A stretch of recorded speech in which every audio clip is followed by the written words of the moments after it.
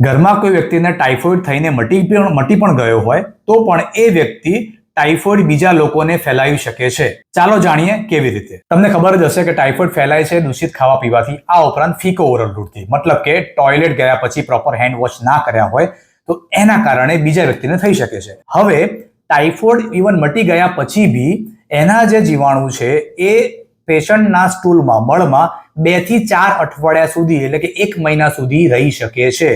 એટલે કે એ વ્યક્તિ જો પ્રોપર હેન્ડ વોશ કરતો ના હોય અને એ જો વ્યક્તિ પર્ટિક્યુલરલી ફિમેલ હોય, જે ઘરમાં જમવાનું બનાવતા હોય, તો એના કારણે ખાવાનું દૂષિત થઈ શકે છે અને ઘરના બીજા મેમ્બર્સ બી ટાઇફોઇડથી સંક્રમિત થઈ શકે છે. એટલા માટે જો ટાઇફોઇડ મટી પણ ગયો હોય તો બી એવા વ્યક્તિ અને ઘરના બધા જ વ્યક્તિઓએ હાથને પ્રોપર વોશ કરવા જોઈએ.